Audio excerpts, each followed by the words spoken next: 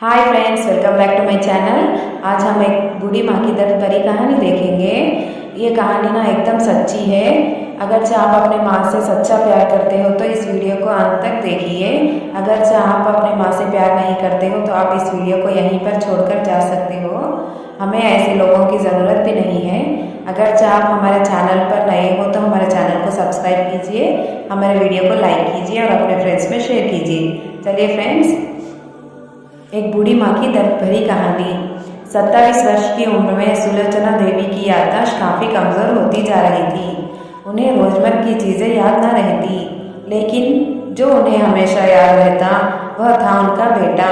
दिन हो या रात, एक पल भी ऐसा न होता जब उन्हें अपने बेटे की याद न आती।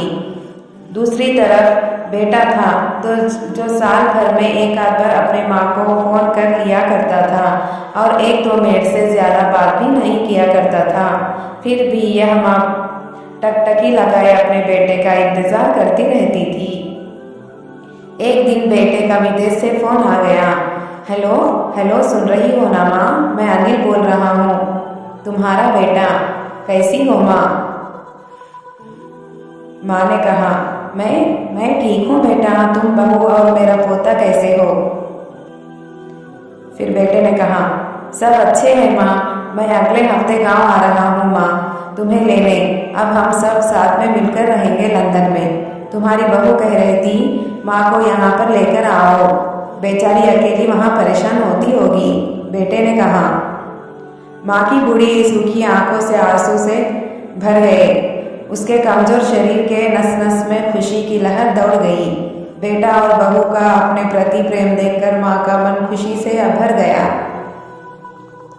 बेटे ने आगे कहा, माँ तैयार रहना माँ, मुझे ज़्यादा दिन छुट्टियाँ नहीं हैं। जिससे जितने पैसे लेने हैं लेकर रखना। तब तक मैं प्रॉपर्टी डीलर से बात कर लेता हूँ घर के लिए। घर के लिए? माँ ने पूछा। हाँ माँ, गांव का घर हमें बेच देना पड़ेगा। अब हम साथ में ही रहने वाले हैं, तो वहाँ पर घर रखने का कोई मतलब नहीं है माँ, बेटे ने कहा। बुढ़ापे की वजह से ठीक से चलने में असक्षम माँ ने पूरे महल्ले में घूम घूम कर अपनी इस खुशखबरी को सबको सुनाया। सभी को खुशी हुई। सबको लगा माँ जी के आखिरी दिन अपने परिवार के साथ खुशी से बीत जाएंगे। घर वापस आकर माँ ने अपने घर के कोने कोने को ऐसे देख रही थी कि जैसे वो अपने दूसरे बेटे को देख रही है। देखे भी क्यों ना, उस घर को अपने बेटे से कम थोड़ी समझा था। अपने पति के साथ 40 साल यहीं तो बिताई थी, लेकिन अब मजबूरी थी। बुढ़ापे की आखिरी साल बेटे और बहू के साथ बिताना चाहती थी। दिल पर पत्थर रखकर घर बेचने के लिए माँ तैयार हो गई। धन फानन में बेटे ने घर को आधे दामों पर बेच दिया। माँ ने ज़्यादा नहीं, लेकिन जिन चीज़ों से दिल लगा था उन चीज़ों को समेटे और बेटे के साथ टैक्सी में बैठकर एयरपोर्ट के लिए चली गई। एयरपोर्ट पर आकर बेटे ने माँ से कहा, माँ तुम यहाँ बेंच पर बैठो, मैं सामान और बोर्डिंग पास की जांच कराकर आता हूँ। वहाँ वक्त लगता है और खड़े रहना पड़ता है, तुम्हें तकलीफ होगी, तुम यहीं आराम करो। मैं यूँ गया और यूँ आया, बेटे ने कहा। माँ बेंच पर बैठ गई और बेटा अंदर चला गया। काफ़ी समय हो गया, बेटा वापस नहीं लौटा।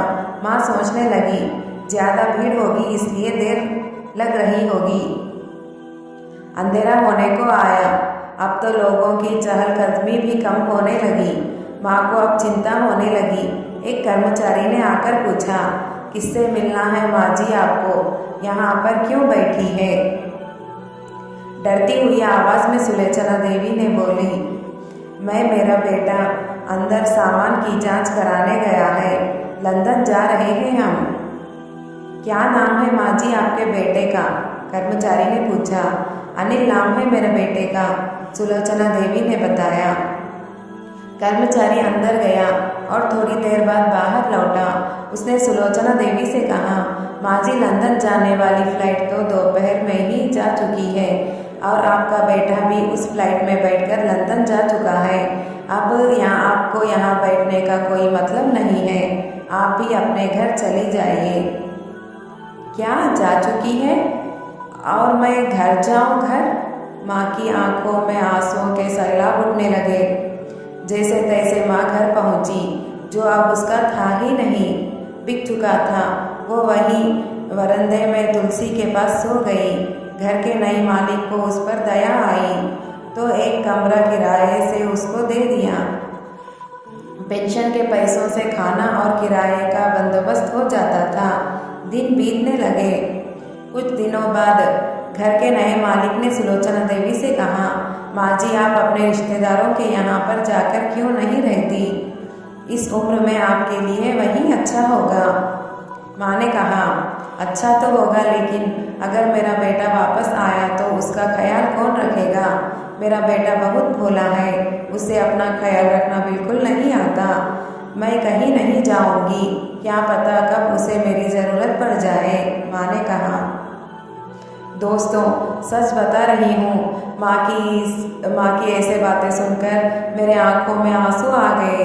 किसी ने सच कहा है, पूत कपूत हो सकता है, लेकिन माता कभी कुमाता नहीं होती।